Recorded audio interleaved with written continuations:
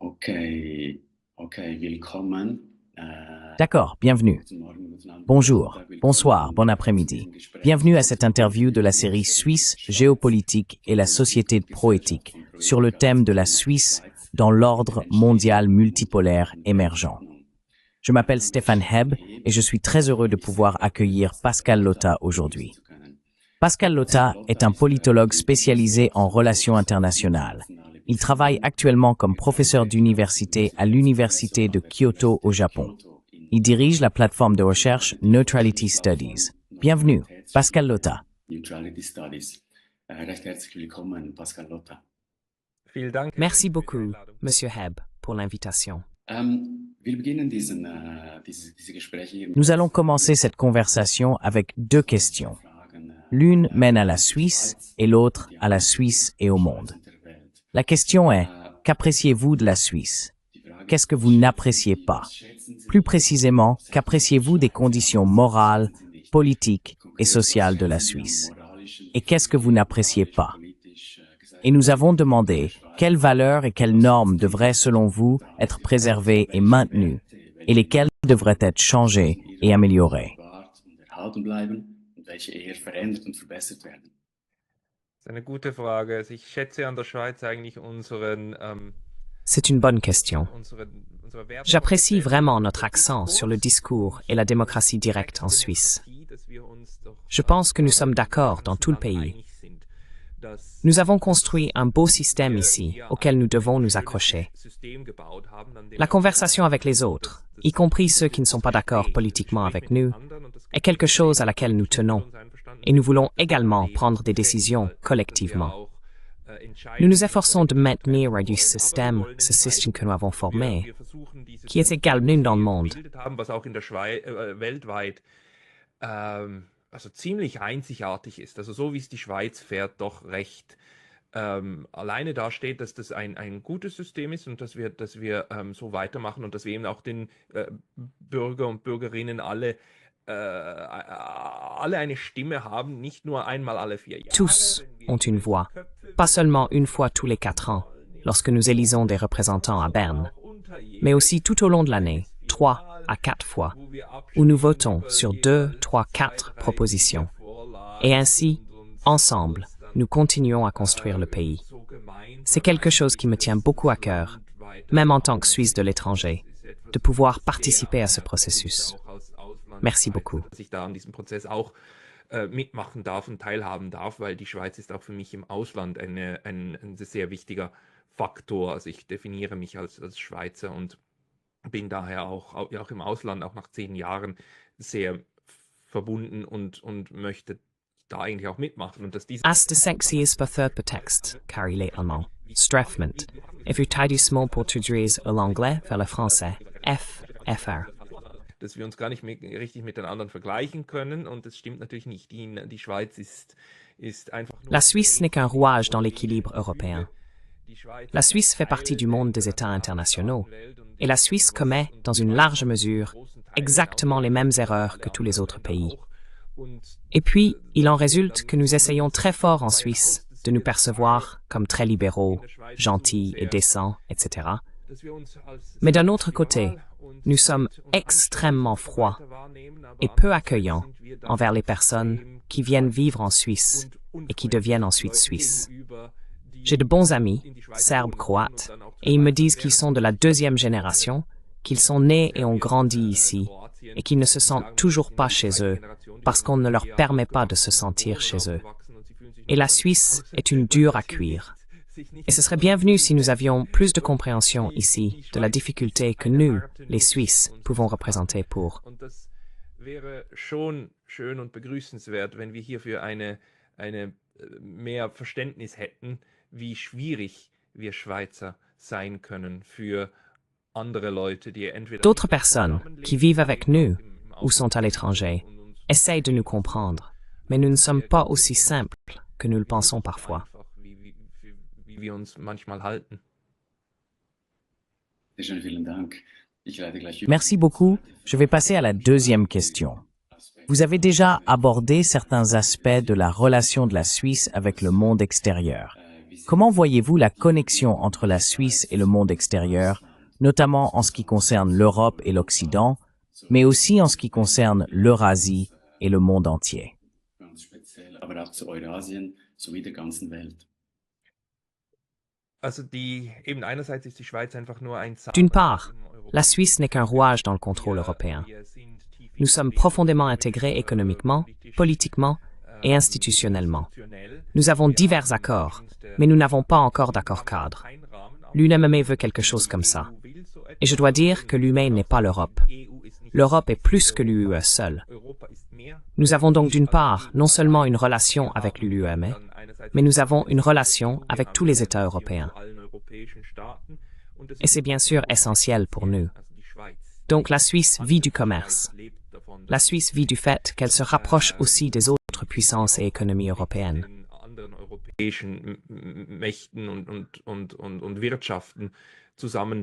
C'était toujours comme ça. En Suisse, on a parfois l'impression que nous, les Suisses, n'avons jamais participé au colonialisme des Européens et sommes donc innocents. Mais ce n'est pas vrai.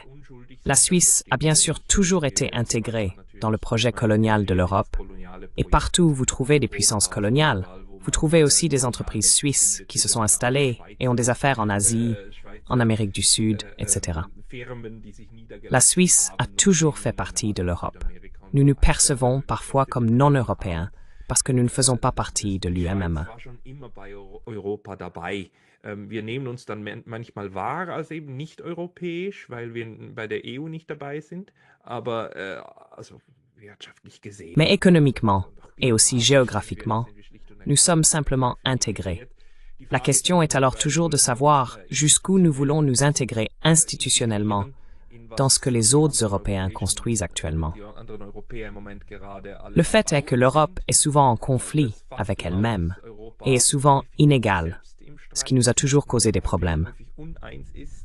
L'une de nos approches est que depuis au moins 200 ans, sinon 300 ou 400, nous nous sommes à plusieurs reprises décrits comme neutres.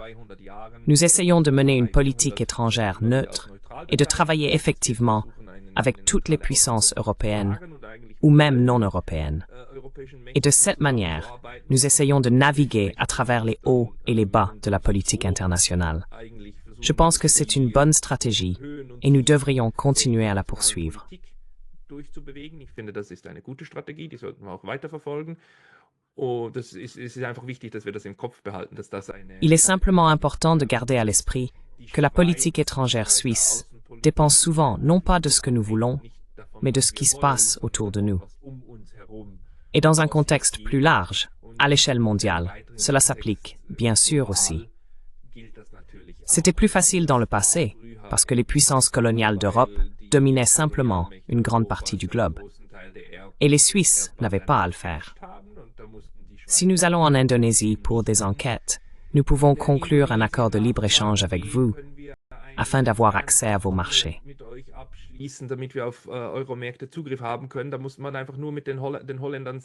Ensuite, il suffit de dire aux Néerlandais que quelques-uns de nos compatriotes peuvent naviguer avec vous sur les bateaux vers Batavia et ensuite faire les affaires à Batavia que vous ne voulez pas avoir. Et puis les Néerlandais disaient souvent « oui, bien sûr », ou les Britanniques, ou les Français. Et donc c'était en fait une politique mondiale. Il y a 150 ans, c'était principalement une politique européenne. Et puis la Suisse était là. Et aujourd'hui, bien sûr, tout est beaucoup plus multidimensionnel et aussi plus équitable, heureusement. Et les Suisses, à mon avis, se sont bien adaptés et ont également de bonnes relations avec les pays non européens. Gut angepasst und hat auch eine gute Beziehung mit dem weiteren Ausland, also dem nicht-europäischen Ausland Et en fait, même quand je vois comment c'est positionné au Japon ou à Singapour, ou comment la Suisse essaie d'avoir des représentations partout et aussi d'être présente économiquement, c'est en réalité une bonne stratégie de se positionner comme un petit mais important État économique en Europe et dans le monde. Wirtschaftsstaat in Europa auch global zu positionieren. Okay. D'accord. J'aimerais revenir sur le sujet un peu plus tard, mais d'abord je voudrais commencer par le sujet de l'ordre mondial. En raison de l'idée ou de la réalité de la multipolarité, de la multipolarisation, alors que ce concept, cette idée n'est pas encore très ancienne, oui, pas si répandue dans le courant dominant selon mon analyse, à mon avis. Maintenant, elle est très présente non seulement en Chine et en Russie, en parlant de multipolarisation, mais aussi à la conférence de sécurité de Munich ce mois-ci. À Munich, le rapport a été publié. Quelle est votre analyse du moment actuel, de la situation actuelle en politique mondiale, de l'ordre mondial? Pouvez-vous le caractériser? Nous avons... Staatssekretär Marco Rubio sprach davon, dass die Welt sich in einer Multipolarisierungsphase, die Welt sei multipolar, muss sich daran anpassen. Was ist Ihre Analyse des momentanen Momentes, der momentanen Situation in Weltpolitik, der Weltordnung? Können Sie das charakterisieren? Wir haben, je nachdem, wie Selon notre âge, nous, le public, avons soit des souvenirs d'une période bien après la guerre froide, soit de l'ère post-guerre froide. Eine Periode, die man lange als die Periode nach dem Kalten Krieg genannt hat, die auf Englisch die Post-Cold War Periode. Donc, tout après la chute du mur, après 1989, nous avons des personnes qui ont 40, 45 ans et plus. Elles se souviendront également de la guerre froide et en auront des souvenirs actifs. Die 40, 45 plus sind, die werden sich auch noch an den Kalten Krieg erinnern, aktive Erinnerungen dran haben. Wir haben jetzt nur noch Nous avons très très peu de personnes qui ont des souvenirs actifs de la Seconde Guerre mondiale. Heureusement, elles existent encore et nous pouvons beaucoup apprendre d'elles.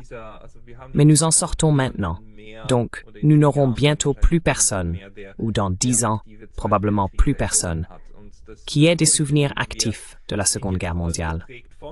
Et cela signifie que nous sommes maintenant principalement façonnés par la guerre froide, par cette expérience, et maintenant par l'époque post-guerre froide.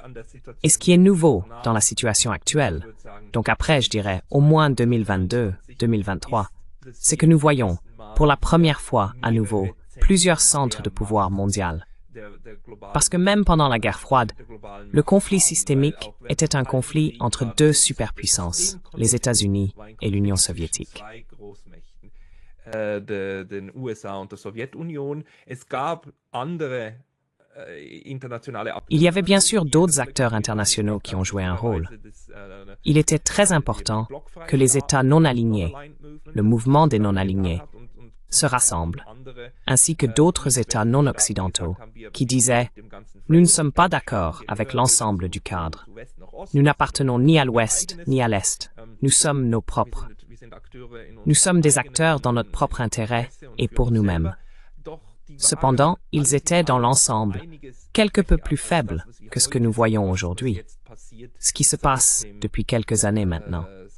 Ici, je pourrais ajouter qu'après environ 1990, il y a eu cette période où nous n'avions qu'une seule superpuissance, seulement les États-Unis, et elle dominait très fortement le discours.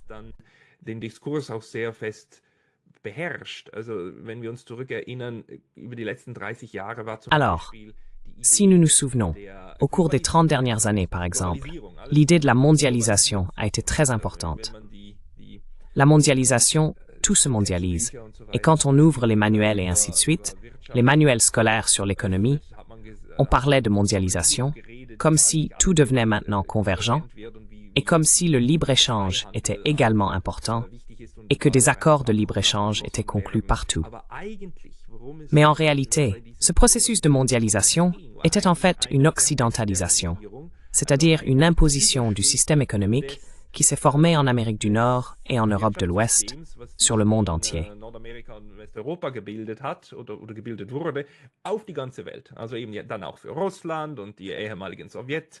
Aussi bien pour la Russie et les anciens États soviétiques, pour l'Asie du Sud-Est, et ainsi de suite.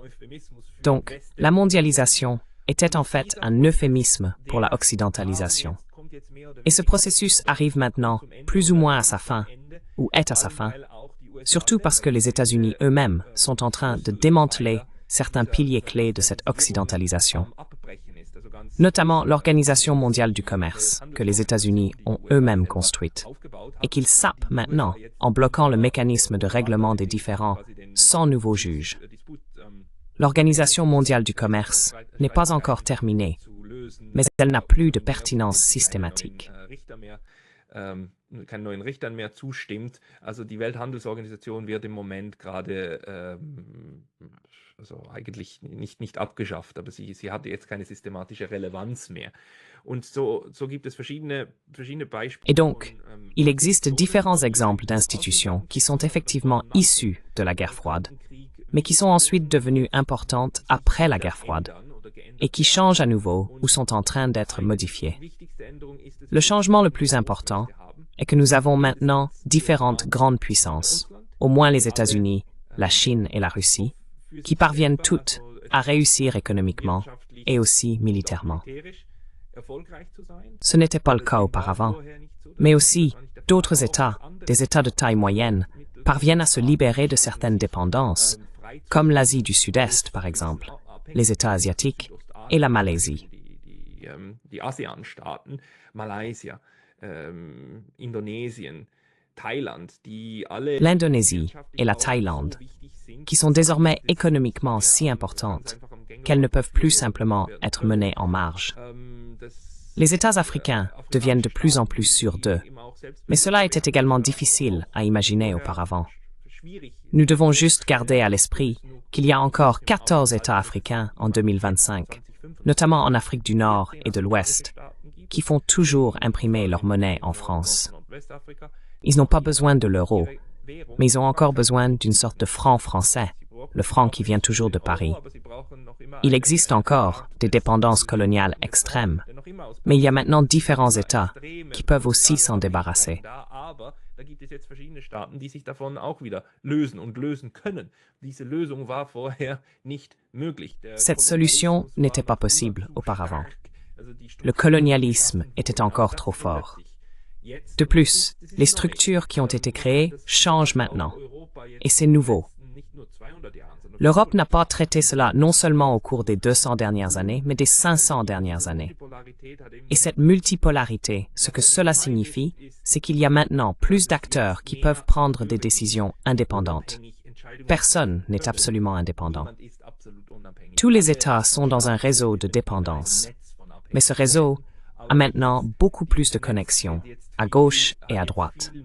Et il y a plus de partenaires potentiels avec lesquels les acteurs individuels peuvent collaborer.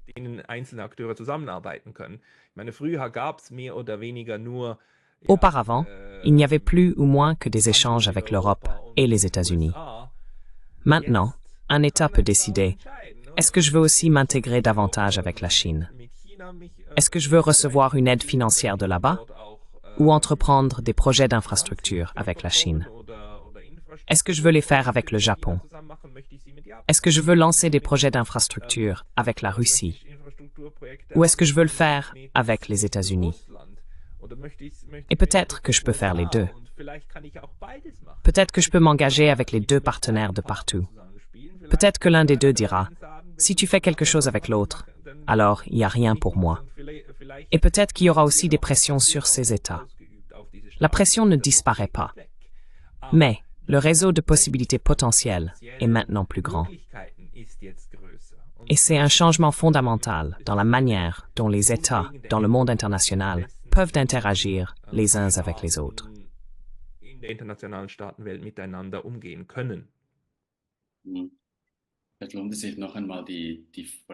Il vaut la peine de prendre en compte une fois de plus les prérequis de cette multipolarisation.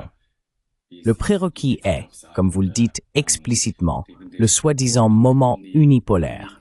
Le moment unipolaire où il n'y avait qu'un seul pôle au cours des 30-35 dernières années. Après l'ordre bipolaire à deux pôles, les gens, peut-être jusqu'à notre génération, ne connaissent rien d'autre que ce moment unipolaire. Pourriez-vous aller un peu plus loin?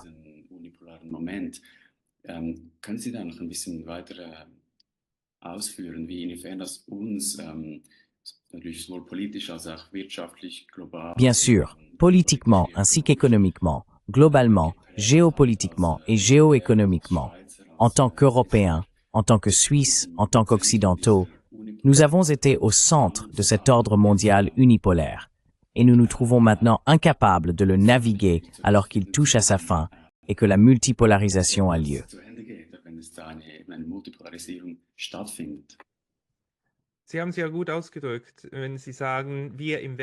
Vous l'avez bien exprimé en disant « nous en Occident ».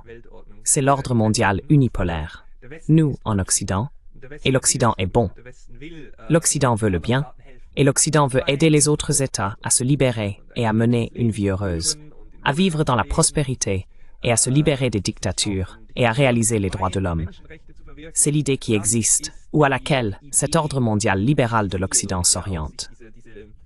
Liberale Weltordnung des Westens rechtfertigt gegenüber ihren eigenen Subjekten, also gegenüber uns, die wir uns als Teil dieses Westens wahrnehmen. Die Realität dessen, wie der Westen also, agiert hat, auch über entweder während dem Kalten Krieg, vor dem Kalten Krieg, ist eine ganz andere. Ich meine, die größten Menschenrechtsverbrechen der Menschheitsgeschichte wurden alle von westlichen Staaten. L'histoire de l'humanité a été façonnée par les États occidentaux. Nous devons simplement prendre conscience que les Européens blancs, comme vous et moi, Monsieur Hebb, ont vidé 3 continents. 3 continents. Nous avons vidé l'Amérique du Nord, l'Amérique du Sud et l'Australie, plus ou moins, pas complètement, mais presque, de leur population autochtone d'origine. Nous avons tué ces gens. Ils ont été tués. Donc c'était un génocide d'une ampleur inimaginable, remplacé par des gens comme nous et des esclaves que nous, Européens, avons enlevés d'Afrique et fait travailler pour nous là-bas.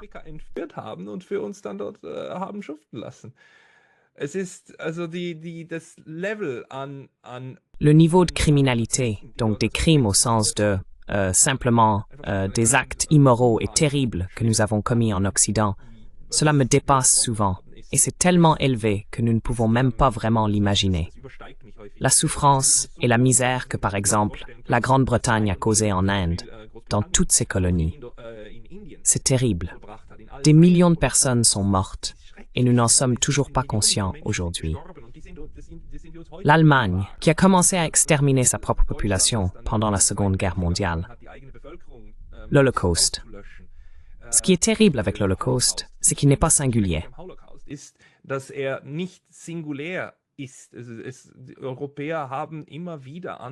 Les Européens ont à maintes reprises détruit d'autres peuples en Europe et en dehors, surtout en dehors de l'Europe, de manière massive. Et cet Ouest, l'Ouest qui a vraiment commis de terribles crimes, n'est pas dans notre mémoire collective, pour ainsi dire. S'il est présent, il est compartimenté. Les Allemands ont commis l'Holocauste, c'était très grave, et nous ne devons jamais l'oublier.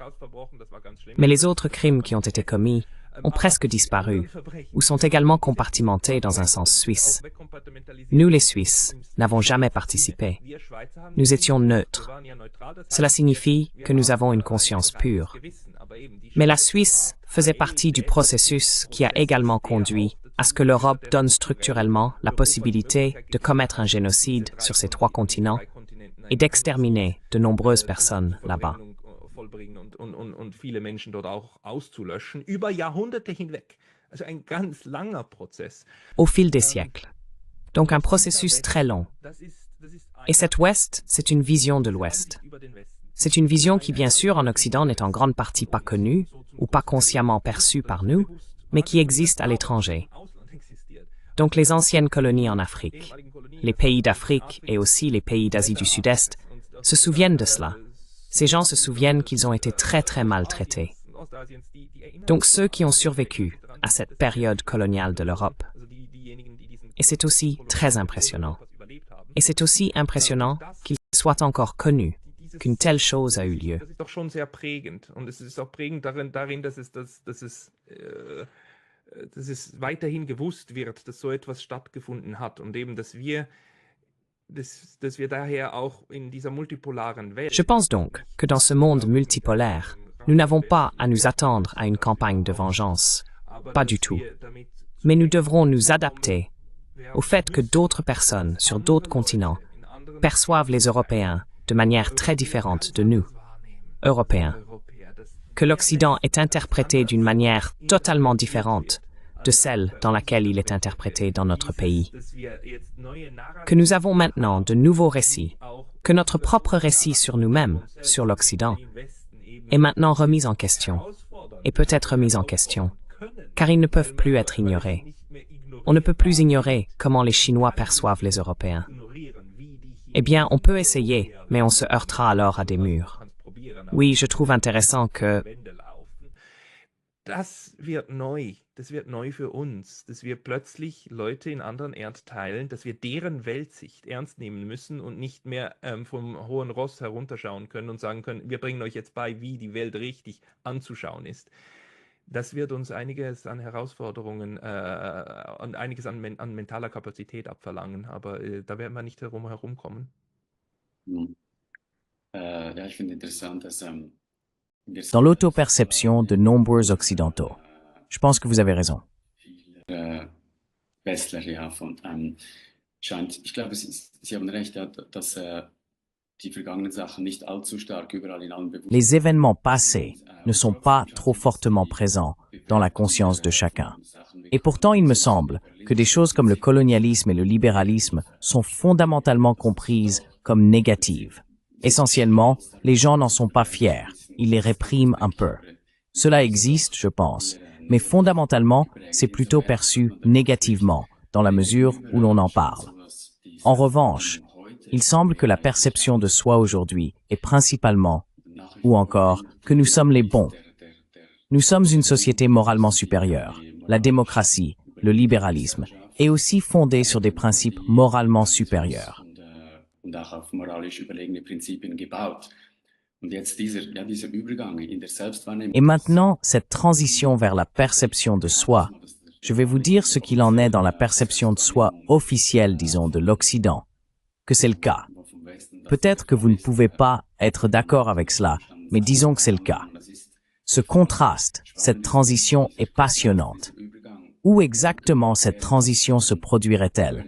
Du mauvais expansionnisme, du colonialisme et de l'impérialisme à la bonne expansion, pour être devenus les bons expansionnistes qui répandent la démocratie et les droits de l'homme dans le monde entier. Oui, je pense que c'est un aspect passionnant de la perception de soi, ce contraste, qui peut apparemment être maintenu sans trop de dissonance cognitive chez de nombreuses personnes. Pouvez-vous commenter cela? Ja. Es ist eine interessante Frage, die... Oui, c'est une question intéressante. Ici, je devrais peut-être aussi partager que surtout en Suisse, nous ne faisons cela que partiellement, je dirais. Une grande partie de la mentalité suisse est que nous laissons les autres faire leur truc.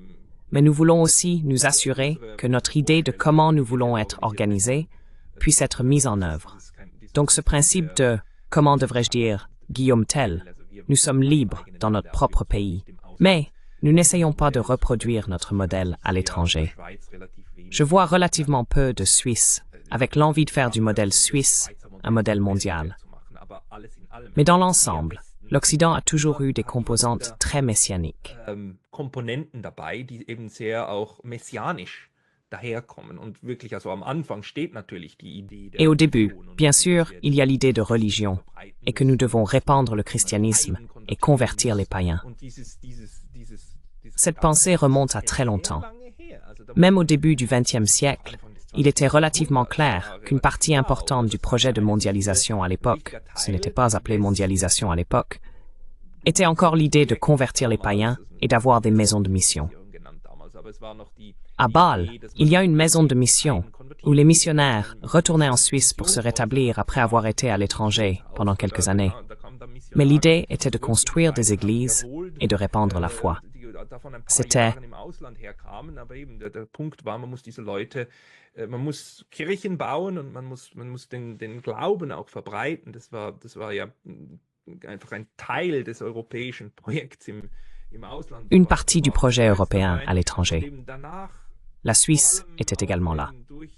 Et ensuite, surtout grâce à l'influence des Lumières, de la France et de la Révolution française, tout cela a pris beaucoup de temps. Cette idée que les Lumières sont importantes, surtout en Amérique. une grande partie des valeurs américaines, des valeurs des États-Unis, sont définies à partir de cette époque des Lumières, où l'on veut défendre les droits de l'homme et la liberté, le libéralisme et la liberté d'expression, et que ce sont aussi des pierres angulaires.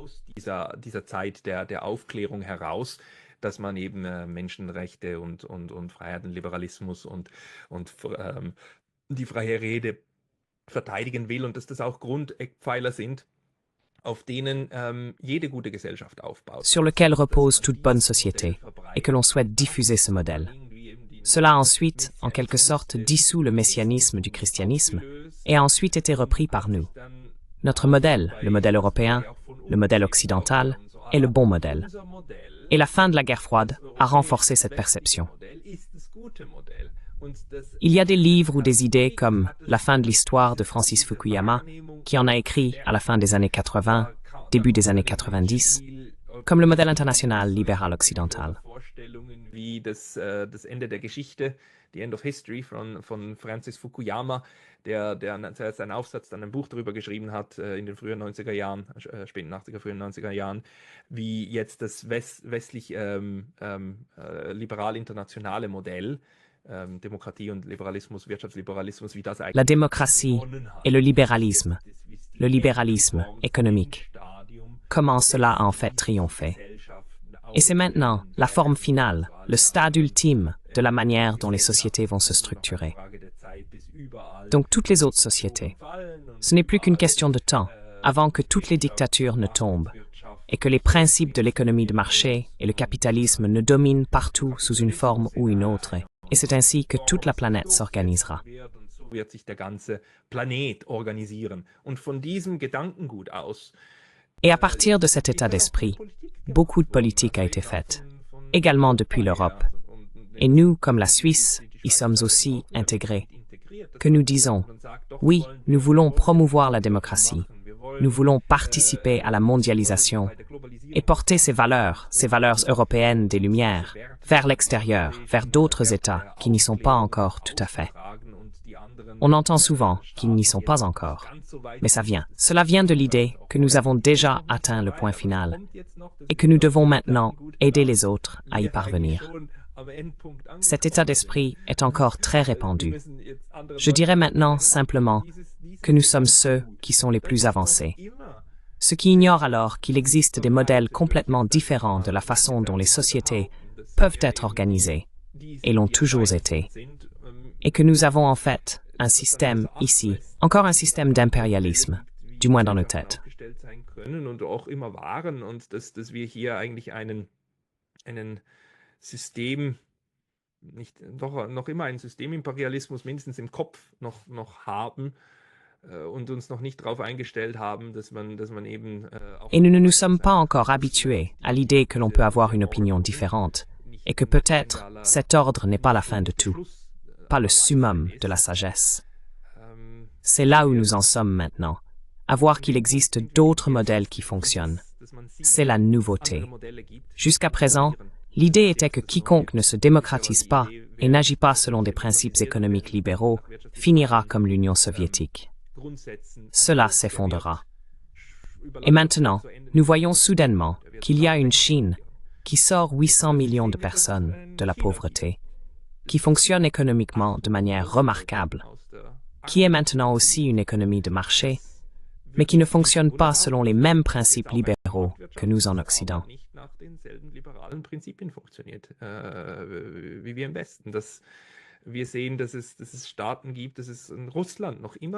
Nous voyons qu'il y a des États, que la Russie existe toujours, et que la Russie parvient à détruire militairement l'ensemble de l'arsenal de l'OTAN en Ukraine, et que l'OTAN ne parvient pas à obtenir le résultat en Ukraine que l'on nous avait dit depuis 3 ans qu'il finirait par arriver. Nous voyons donc maintenant la fin de cette pensée unipolaire, où l'on constate qu'il existe différents systèmes, différentes possibilités, économiquement et militairement, qui peuvent absolument produire quelque chose d'équivalent à ce que l'Occident a produit. Que cela soit bon ou mauvais est une autre question. Ne me comprenez pas mal. Je ne veux pas dire que c'est bien. Je veux juste dire que c'est une réalité. Et cette réalité va désormais façonner le progrès des relations internationales dans le monde entier. Den Fortgang der internationalen Beziehungen weltweit jetzt prägen. Vielen Dank. Merci beaucoup. Je pense que c'est un point où je peux et dois passer au sujet de la neutralité, également pour des raisons de temps, bien qu'il y ait encore beaucoup à discuter et que ce serait très intéressant. J'aimerais vous interroger sur ce sujet important et central de la neutralité. Pourriez-vous nous expliquer le concept de neutralité en général, ce qu'il signifie, comment il est compris, son histoire, comment il a été perçu au fil du temps, et peut-être pas seulement en Suisse, mais de manière un peu plus générale?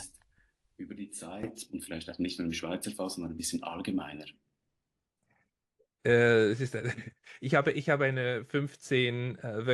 donne une conférence de 15 semaines sur ce sujet. Et même en 15 semaines, je n'arrive pas à couvrir tout ce que je voudrais, donc une fois par semaine pendant 90 minutes. Par conséquent, je ne peux en fait résumer cela en 10 minutes qu'en disant que la neutralité est un mot très vide en soi. Cela dépend toujours de ce avec quoi on remplit ce mot et de ce qu'on veut comprendre par là. Il y a bien sûr l'aspect du droit international. On peut aller le lire, on peut l'ouvrir. Il y a le livre ici derrière, que j'ai devant moi. Il y a un très beau livre à ce sujet.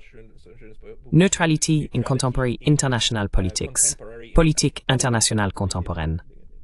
Et on peut vraiment lire ce qui a déjà été utilisé comme écrits légaux à ce sujet. Où est le concept?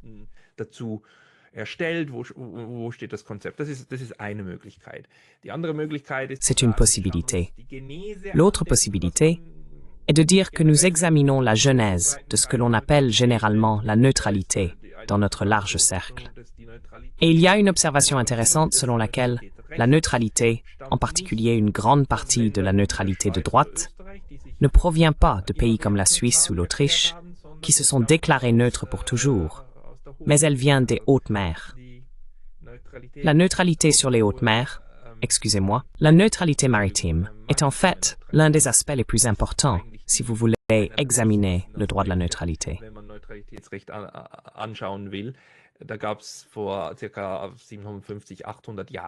Il y a environ 750-800 ans, il existait un tel recueil de droits, de normes et d'écrits sur la manière d'agir ensemble en Méditerranée. Cela s'appelle le Consulato del Mar. Et ces écrits, ce ne sont pas des écrits juridiques. Ils sont en réalité une collection de négociations sur ce que les États acceptent généralement. Quel type de commerce peut être mené pendant que d'autres États sont en guerre les uns avec les autres. Car c'est toujours un point central. Quel type d'interaction économique devrait mener les États qui ne sont pas en guerre avec des États qui le sont entre eux? Quelles obligations un État neutre ou des acteurs neutres ont-ils lorsqu'ils commercent avec des belligérants?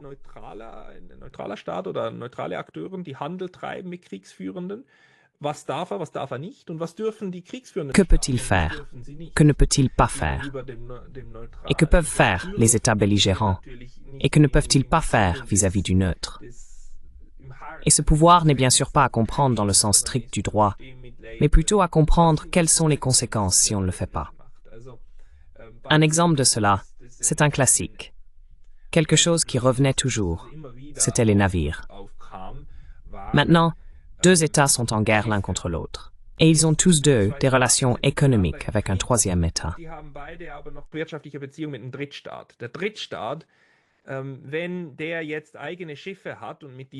Si le troisième État possède désormais ses propres navires et commerce avec ces navires sont-ils alors autorisés à se rendre au port des chefs de guerre si l'autre chef de guerre impose un blocus? Donc, s'il dit que le port est bloqué, le consensus général de ces écrits était plus ou moins « oui » si le blocus est effectif. Cela signifie que si l'État A peut effectivement patrouiller le port de l'État B et s'assurer que personne n'entre ni ne sort, alors la partie neutre doit se conformer, car elle n'a pas d'autre choix. Cependant, si l'État A se contentent de dire que vous n'êtes plus autorisé à entrer dans B sans réellement l'appliquer, car sinon leur navire pourrait être en danger, alors la partie neutre n'est pas obligée de dire « je n'y vais pas maintenant ». Ich gehe jetzt da nicht rein. Also eine Blockade muss effektiv sein, dass ein Neutraler sich dran halten muss. Ainsi, un blocus doit être efficace pour qu'un neutre doive s'y conformer. D'un autre côté, que se passe-t-il si un État neutre, sur un navire neutre, transporte les marchandises d'un État belligérant? Il existe alors des collections de ce qui est normalement accepté et de ce qui ne l'est pas. Et la neutralité sur Terre ne date en fait que d'environ 400 ans, plus ou moins incluse également dans ce recueil. Ensuite, il y a un long développement de ce droit de neutralité, comme le retrait des troupes, qui n'est pas autorisé, où il est travaillé vers les conventions de La Haye de 1889 et 1907. Oui. Die dann 1899 und 1907 einiges dieses Neutralitätsrechts festschreiben, und das kann man sich anschauen und Neutralität so verstehen. Aber ich persönlich versuche mein Studium über die Neutralität eigentlich zu verstehen als Studium von Drittakteuren, also Drittstaaten oder auch zum Teil Organisationen. Les États tiers, ou même les organisations, prenons la Croix-Rouge ou Médecins sans frontières, également connus sous le nom de Doctors Without Borders, ou le Comité international olympique, sont des acteurs qui opèrent à l'international. Et en raison de ce qu'ils font et des objectifs qu'ils ont, sont essentiellement destinés à être dans cette troisième position. J'imagine toujours cela comme un triangle, où nous avons une partie en conflit à gauche, une partie en conflit à droite, et l'État neutre forme le triangle et interagit avec eux. Le problème est que les États belligérants, ou les parties en conflit, sont en conflit les uns avec les autres. Der bildet quasi das Dreieck, und der interagiert dann mit denen. Das Problem ist, dass die kriegsführenden Staaten oder die Konfliktparteien miteinander im Konflikt sind. Et le neutre, ou le tiers, a en fait toujours une relation avec les deux États et souhaite également maintenir cette relation ou doit le faire, selon la situation. De nombreux problèmes en résultent. C'était aussi traditionnellement le problème de la Suisse, car bien sûr, nous n'avons pas seulement deux acteurs, mais nous en avons beaucoup. Nous voulons continuer à commercer avec tous et avoir une relation avec tous, alors qu'ils sont en partie en guerre les uns avec les autres. S'ils finissent par être en guerre les uns avec les autres, il est tout à fait naturel qu'ils essayent également de faire pression sur les tiers pour qu'ils se comportent d'une manière qui les aide le plus dans leur conflit à ce moment-là. C'est maintenant plus une compréhension de la neutralité, une compréhension relationnelle de la neutralité.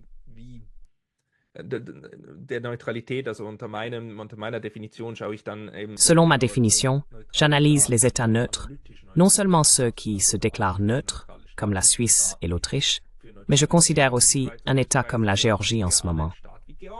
La Géorgie ne s'est pas déclarée neutre, mais elle se trouve actuellement dans une situation où elle doit maintenir une relation avec l'UE et les États-Unis, ainsi qu'avec la Russie, même si la relation n'est pas très heureuse. La Géorgie est en fait dans une situation où elle doit composer avec plusieurs acteurs qui sont actuellement hostiles les uns envers les autres. Vous pouvez examiner cette dynamique, et c'est ce que j'essaie de faire. J'essaie aussi de transmettre cela, par exemple en Suisse, avec des conférences, etc., que nous ne devrions pas voir la neutralité comme un concept rigide du droit international, mais comme un terme relativement vide que nous devons remplir avec. Stur verstehen sollten als ein vorgegebenes Konzept des internationalen Rechts, sondern als ein relativ leerer Begriff, den wir befüllen müssen mit Bedeutung, die für uns in unserer Umgebung und avec un sens qui a du sens pour nous, dans notre environnement et nos alentours, et qui idéalement nous offre divers avantages, tels que la sécurité ou les relations économiques. Nous devrions en fait comprendre la neutralité comme un instrument, mais comme un instrument très intelligent et utile, qui peut et doit être recalibré à plusieurs reprises pour être utilisé efficacement.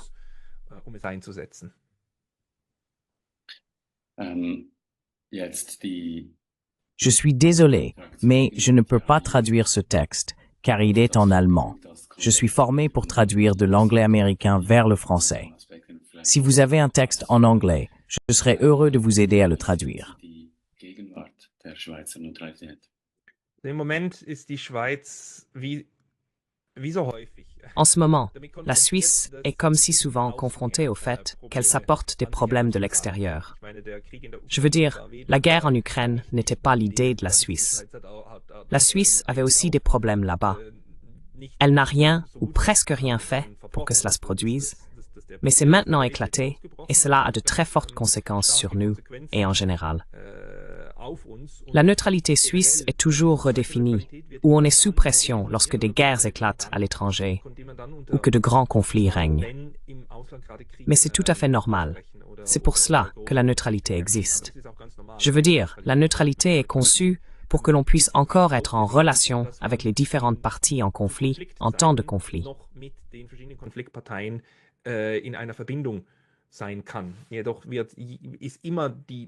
Cependant, c'est toujours la nature du conflit qui prévaut actuellement, ou la nature de la guerre qui prévaut, qui est décisive pour savoir si la neutralité de la Suisse est encore opportune ou non.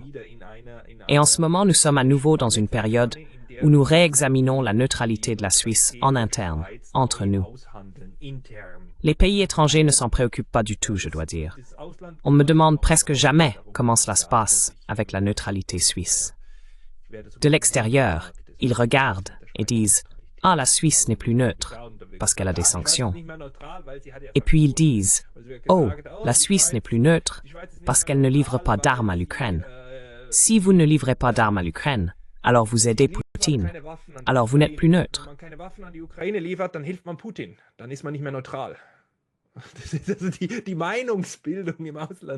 L'éducation de l'opinion à l'étranger sur ce que signifie la neutralité suisse aujourd'hui est relativement superficielle. Et dans le pays lui-même, nous abordons cela de manière très différenciée, car nous avons divers courants au sein du gouvernement, du Conseil fédéral, également au Parlement, et dans la société civile, qui ont des opinions différentes sur ce qui est juste et ce qui ne l'est pas. Ainsi, dans la société civile, il y a des gens qui disent que si nous poursuivons une politique de neutralité qui ne soutient pas la victime d'une guerre agressive, alors nous sommes de mauvaises personnes. Nous ne devons pas faire cela. Donc s'il y a une guerre agressive, nous devons également dire, au-delà de la Convention de la Haye, que nous soutiendrions maintenant la victime. Wir würden jetzt doch das Opfer unterstützen. Ich teile diese Meinung nicht, vor allem weil ich das Framing. Je ne partage pas cet avis, surtout parce que je ne partage pas l'encadrement de la guerre agressive.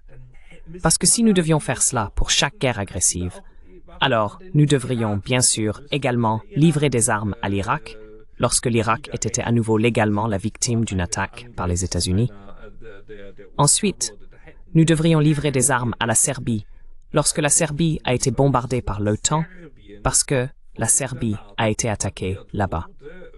Et puis vous pouvez, bien sûr, dire « Oui, mais la Serbie a commis tant de crimes, etc. » Oui, cela ne change toujours rien à la situation que la Serbie a finalement été bombardée par l'OTAN. Donc, nous arrivons à une situation difficile lorsque nous commençons à essayer d'évaluer les guerres moralement et disons toujours que nous sommes toujours du côté de la victime.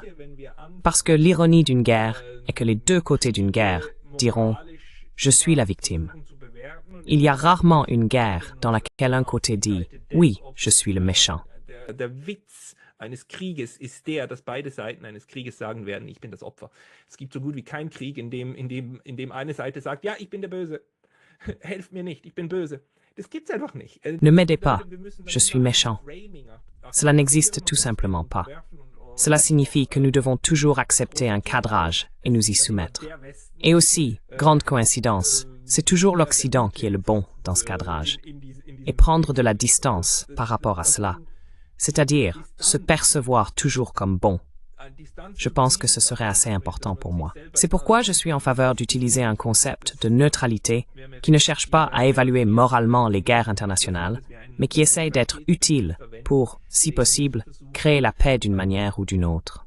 internationale Kriege immer moralisch zu bewerten, sondern versucht, nützlich zu sein, wenn möglich, irgendwie Frieden zu bedienen. Also Servir. Ainsi, les États neutres, et en particulier une petite Suisse neutre, ne peuvent bien sûr jamais imposer la paix. Mais ils peuvent aider. Ils peuvent s'assurer que s'ils traitent les deux parties de manière égale, les deux parties ont suffisamment confiance en la Suisse et disent d'accord quand il s'agit de négociations, alors nous le ferons par votre intermédiaire, ou nous vous demanderons, chers Suisses, de représenter nos intérêts auprès de l'ennemi.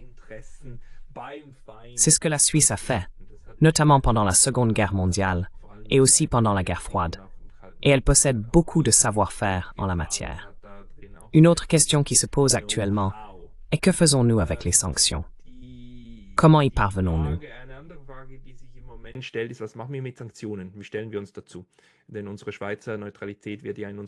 Parce que notre neutralité suisse est mentionnée 2 fois dans notre Constitution fédérale, mais n'est pas définie. La question se pose maintenant avec cette nouvelle initiative, l'initiative de neutralité, qui a été introduite par un comité indépendant et sera probablement soumise au vote à la fin de cette année, peut-être à l'automne 2025, ou peut-être au printemps 2026. L'initiative pose la question, ne devrions-nous pas également considérer les sanctions ou la guerre économique comme une violation de notre neutralité et en fait nous éloigner des sanctions? Parce que si un État est sanctionné et pas l'autre, alors économiquement, vous prenez simplement parti. Et notre définition de la neutralité n'inclut pas réellement cela. Unsere Neutralitätsdefinition das eigentlich nicht beinhalten und dann man redet da von der integralen Neutralität. Et puis, vous parlez de neutralité intégrale. La Suisse a déjà utilisé un concept intégral de neutralité dans son histoire, notamment à partir de 1937. Nous avons trop peu de temps pour parler de l'histoire de la neutralité dans la Société des Nations, etc. Mais il y avait autrefois l'idée dans la Société des Nations que la Suisse participerait et appliquerait ensuite des sanctions, etc., après la Première Guerre mondiale, aux États qui étaient contre la volonté de la Société des Nations.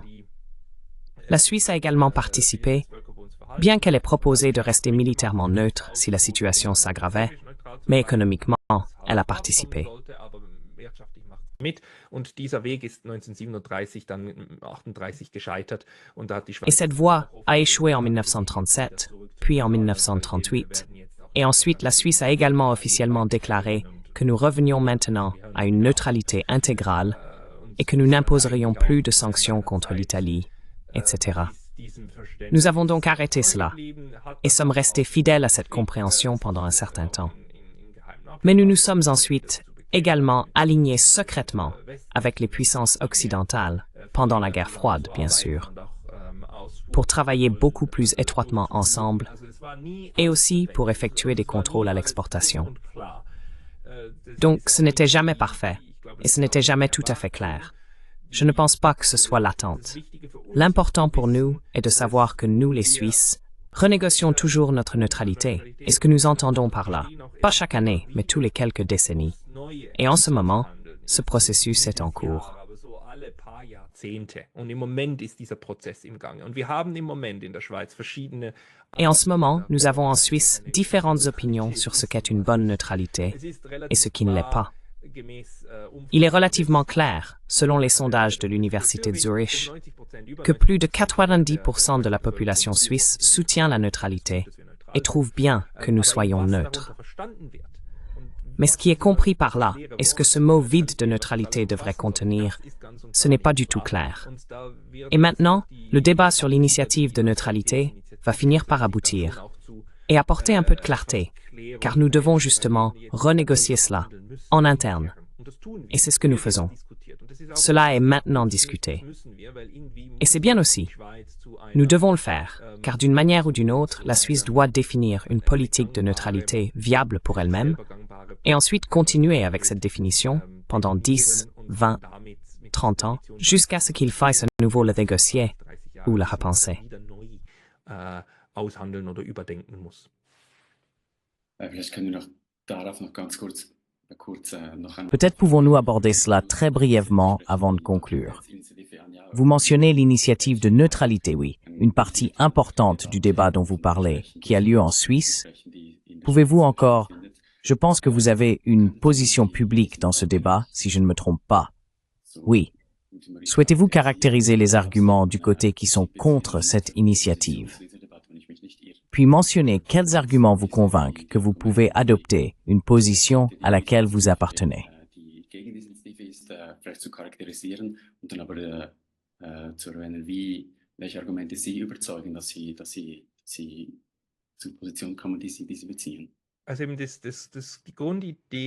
Donc, l'idée de base de l'initiative de neutralité, que je pense être une bonne idée et que je soutiens, et que je me considère aussi politiquement de gauche, je suis également membre des sociaux-démocrates de Suisse. Je pense qu'il est important que parfois vous exprimiez simplement votre propre position.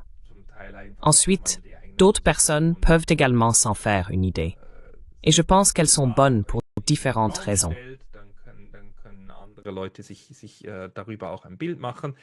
Und ich finde die aus verschiedensten linken Gründen gut, diese Initiative. Die Initiative wird zum Teil... Cette initiative est maintenant en partie présentée dans nos médias comme une initiative de droite, une initiative Blocher. Car en fait, c'est Christophe Blocher qui a eu l'idée. C'était en 2022. Je pense que l'idée est apparue quelque part en avril ou mai, lorsque Christophe Blocher a déclaré dans une interview que nous envisageons maintenant une initiative de neutralité.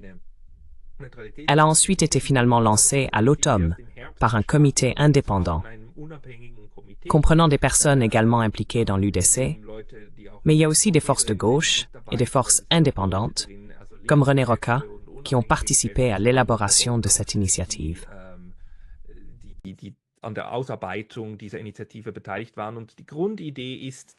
Et l'idée de base est que nous inscrivons une définition de la neutralité dans notre Constitution.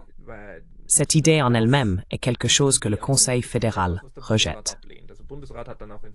Le Conseil fédéral a ensuite également déclaré dans son approbation, après l'entrée en vigueur de l'initiative, que le Conseil fédéral doit avoir la compétence d'adapter la politique de neutralité de la Suisse aux époques et de la définir lui-même, car on ne peut pas construire un corset rigide là-bas. Ce serait beaucoup trop inflexible. Le Conseil fédéral doit avoir les mains libres en concertation avec le Parlement, avec les conseils, et ainsi de suite. Mais cela ne devrait pas être inclus dans la Constitution. Et il y en a d'autres, y compris nos camarades manifestants, qui ne sont pas d'accord avec cela.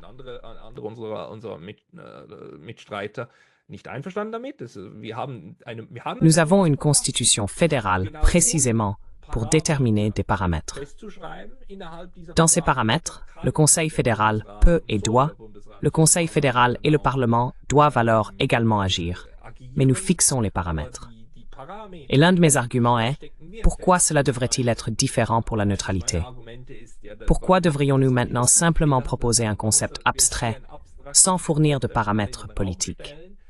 Et ces paramètres seraient maintenant dans notre Constitution pour la première fois. Il y a d'ailleurs d'autres États qui le font. Les Autrichiens ont une loi constitutionnelle sur leur neutralité depuis 1956 qui stipule également que l'Autriche ne rejoindra pas une alliance militaire.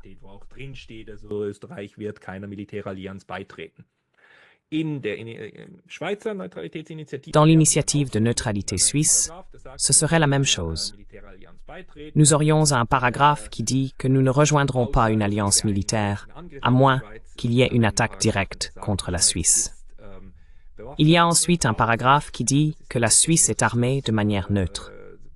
C'est quelque chose qui surgit dans certains cercles pacifistes qui disent « Hop là, nous perdons l'opportunité de dissoudre notre armée à un moment donné ».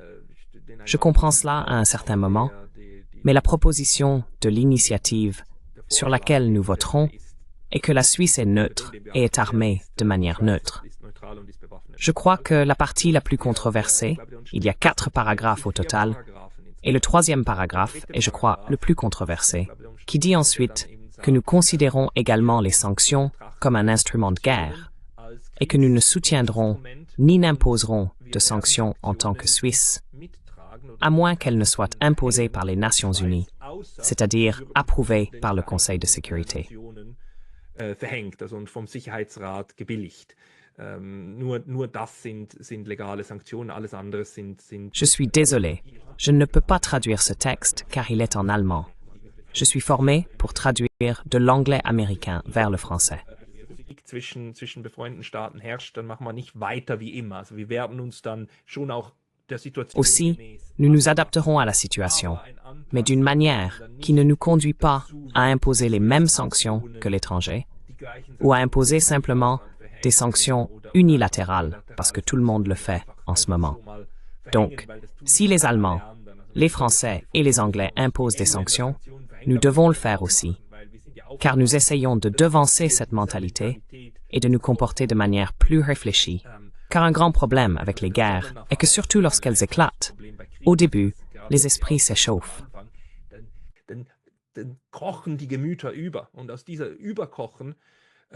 Et de cette effervescence, on prend parfois des décisions stupides. Et une compréhension de la neutralité qui dit en gros, attendons simplement et peut-être que nous allons freiner partout, mais nous n'allons pas nous jeter dans la mêlée. Un tel principe, que nous aurions dans la Constitution, serait à mon avis déjà correct. Et oui, dans ce cadre que nous proposons maintenant, le Conseil fédéral devrait alors formuler sa politique de neutralité concrète. Je veux dire que le KM prouve clairement que la Suisse. Merci. Der Paragraph sagt eindeutig, dass die Schweiz sich selber zur Verfügung stellt, Frieden wiederherzustellen. Also dass die Schweizer Diplomatie allen Parteien offen stehen soll und dass die Schweiz auch ihre Neutralität auch als friedensförderndes Instrument der internationalen Politik verstanden haben will. Und das ist auch etwas, was ich inhärent gut finde. Je pense qu'il est intrinsèquement bon d'inscrire cela dans la Constitution, car il faut le considérer. Si un autre État, pas seulement un État, mais simplement des chercheurs, etc., juste le pays étranger, si quelqu'un dans le pays étranger s'y intéresse, que comprend la Suisse par neutralité? Alors vous n'allez pas frapper à la porte du Conseil fédéral. Vous pouvez simplement consulter la Constitution fédérale suisse et dire « Ah, regardez, ce sont 4 paragraphes. Ceci et cela, c'est ce que je peux attendre de la neutralité suisse. C'est une communication claire aux pays étrangers. Que peuvent attendre les pays étrangers de la neutralité suisse? Et comment doit-elle être comprise? Et cela est également perçu au niveau international comme très utile, car nous devenons plus prévisibles, et nos actions peuvent être mesurées par rapport à nos intentions dans la Constitution. C'est pourquoi je soutiens l'initiative. Et je trouve aussi de nombreux arguments de gauche en sa faveur.